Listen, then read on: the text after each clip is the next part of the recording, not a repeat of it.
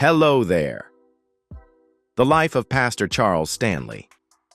For over 50 years, Charles Stanley preached family values to millions, but behind closed doors, his own family was falling apart. His wife filed for divorce, his son left the church, his daughter witnessed it all come crashing down. Now, after his passing in 2023, they have finally broken their silence. And what they reveal about his final days will leave you stunned. The man on the pulpit was not the man at home, and the last 3 words he ever spoke completely transformed his relationship with his son. Leave a comment with the number 1 as we look back on the journey of Pastor Charles Stanley. He endured, he overcame, he stood firm, he did not collapse. Pastor Charles Stanley's family has finally broken their silence about his final days, and the truth is not easy to hear.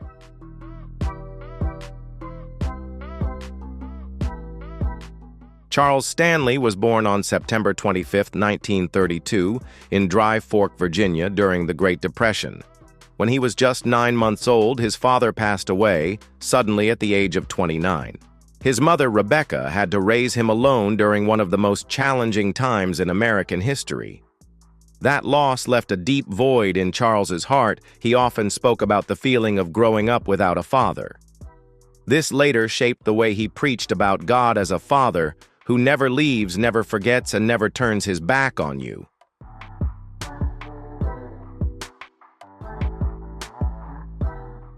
When Charles was 9, his mother remarried a man named John Hall, an alcoholic and a violent abuser. He frequently beat Charles's mother. Charles lived in fear, locking his bedroom door at night and at times even keeping a gun by his bed. But it was in that darkness that Charles found refuge in the church.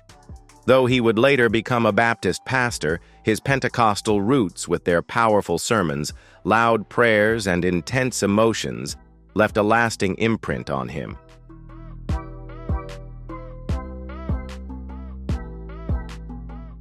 At 17, while still unsure about whether to pursue a calling in ministry, Charles went to visit his grandfather in North Carolina. His grandfather told him, "Charles, if God tells you to run your head through a brick wall, you run.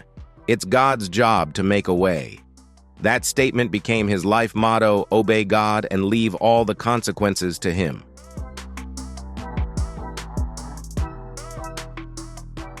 Starting in 1950, Charles began studying at the University of Richmond and later attended the Southwestern Baptist Theological Seminary in Texas during a time when radio and television evangelism was booming. He studied the Bible, Greek, Hebrew, and learned how to preach in a way that was practical and deeply connected to human suffering.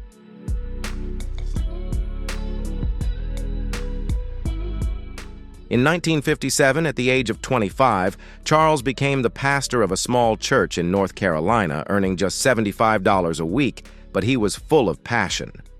A year later, he was officially ordained much earlier than most pastors, marking the beginning of a preaching journey that would go on to impact millions of lives.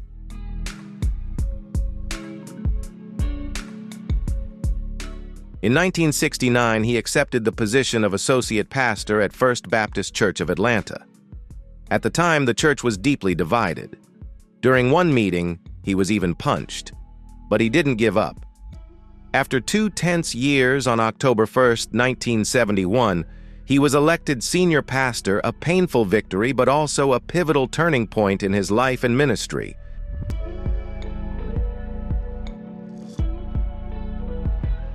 In 1972, he launched a television program called The Chapel Hour. By 1978, he was invited to partner with the Christian Broadcasting Network CBN, and within just 1 week, his audience grew from 16,000 to millions. The program was renamed InTouch with Dr. Charles Stanley and quickly reached a global audience. By the 1980s, the show was airing in nearly every major city across the U.S. and broadcasting internationally.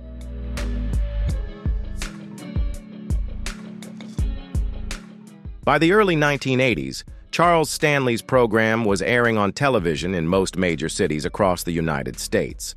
By the end of the decade, his message was being broadcast in 114 languages across more than 150 countries.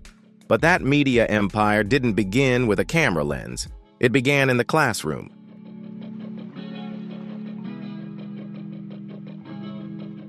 In 1966, while serving as pastor at First Baptist Church of Miami, he founded the George Muller Christian School. This school wasn't just about academics. It was about teaching life values. The school was named after George Muller, a renowned Christian leader known for caring for orphans solely through prayer and faith. This reflected how Stanley brought faith into everyday life, especially in the way children were raised and taught.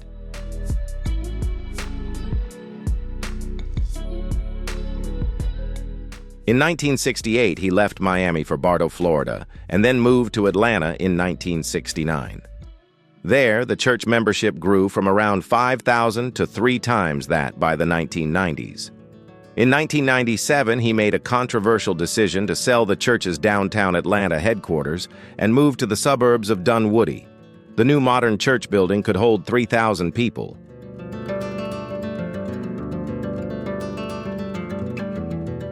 Stanley wasn't just focused on numbers. One of his most notable programs was The Passion Play, a reenactment of the final week of Jesus Christ's life involving hundreds of volunteers and running from 1977 to 2011.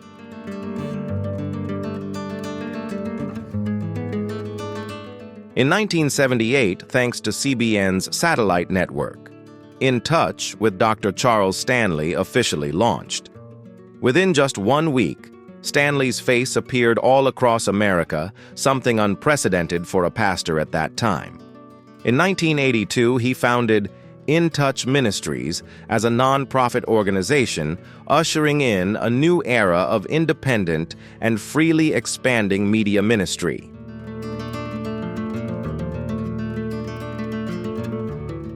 That same year, Stanley began broadcasting on the radio, quickly reaching over 115 million households just in the U.S. He also launched the Messenger Lab Project, 8 solar-powered audio devices for preaching designed for places without internet electricity or churches. More than 1 million devices valued at over $26 million have been distributed for free across every continent, even Antarctica. Do you like Pastor Charles Stanley's story? If yes, leave a comment with the number 2. If not, leave a 5.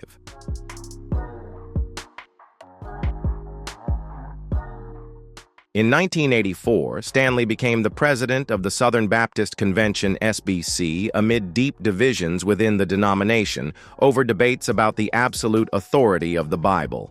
He won with just 52% of the vote, but that was enough to shape the SBC's conservative direction for many years to come. In February 1988, Charles Stanley was honored at the National Religious Broadcasters Hall of Fame. He was at the peak of his career with millions tuning in to his sermons every week. But at the same time, his family was falling apart.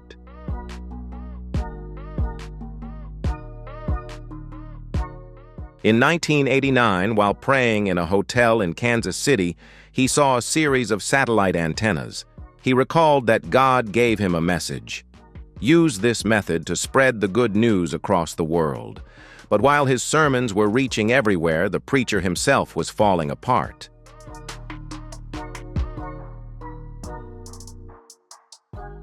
Anna, his wife, felt abandoned. He chose his priorities, and I wasn't one of them, she once said. By the early 1990s, she no longer attended the church where her husband preached. Their son Andy Stanley witnessed it all, the cold silences, the growing distance, and a marriage that collapsed after nearly 40 years, a public divorce and a shockwave through the Christian community.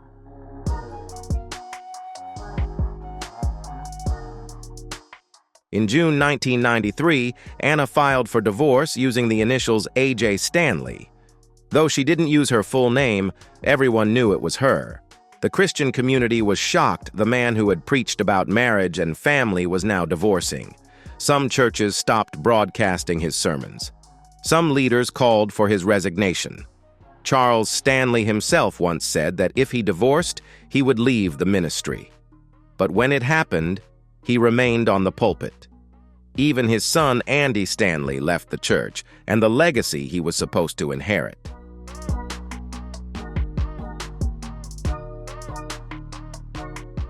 In 1995, Andy founded North Point Community Church, not just a new church, but a new philosophy. Atlanta doesn't need another church. It needs a safe place for people who no longer believe in church. This became a famous statement from Andy Stanley when he established North Point Community.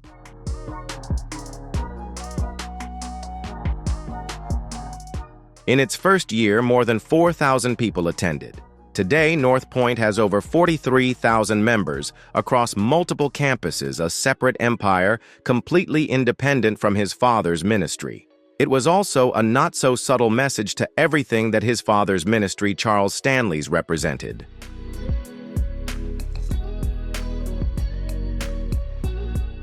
The father was one of the most influential missionaries in the world.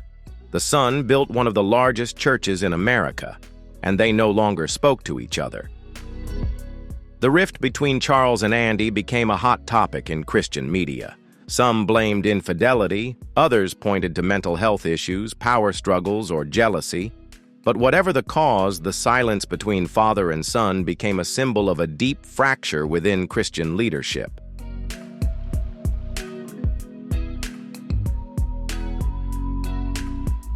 They both tried counseling.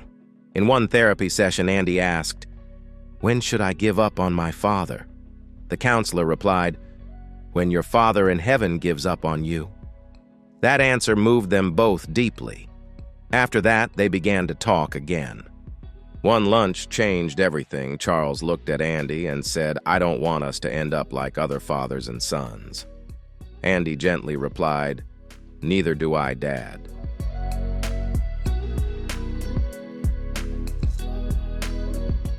By 2013, North Point had grown to around 30,000 members and became the second largest church in America. Remarkably, Charles Stanley, who had once been disappointed in his son, stood at his own pulpit and publicly praised Andy. He even blessed his son's plans to expand the church. Charles admitted, "It's not easy to say that. The wounds are still there. But I say it because my son needs to know. I couldn't be prouder of you, Andy." He said it so many times it became a habit. Andy once said, "The value of words lies in the person who speaks them, and when Dad says it, I believe it."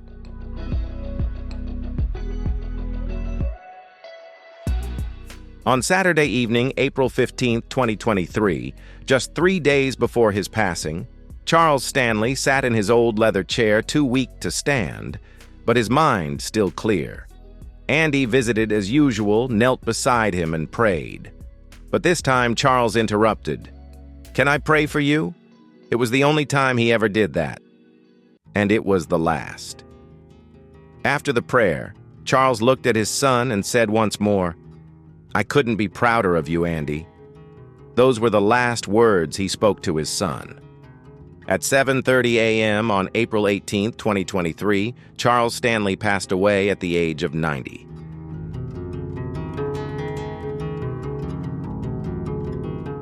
Charles Stanley began preaching at the age of 14 and never stopped for 66 years. He led First Baptist Atlanta for 50 years and founded InTouch Ministries, a global media network broadcasting on 2,800 channels in 150 countries, translated into 114 languages. Becky Stanley Browerson, his daughter, rarely spoke publicly, but she witnessed it all, the glory of ministry and the pain within the family. She was present when the final chapter was written. In the obituary, her name was listed alongside Andy's.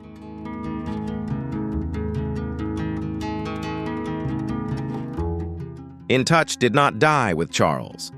It continues to grow into one of the most powerful missionary platforms in Christian history. The final truth, a life marked by deep contradictions. Charles Stanley preached family values, but couldn't keep his own family together. His wife left, his son once felt betrayed, his daughter witnessed all the pain.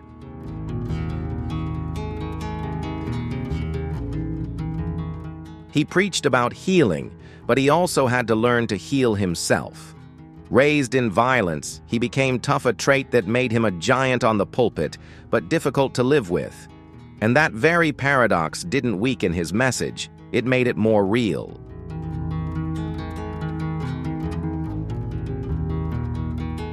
Thank you for watching the entire video. If you found this story interesting, don't forget to like and share the video with your friends and those around you so they can learn about it too.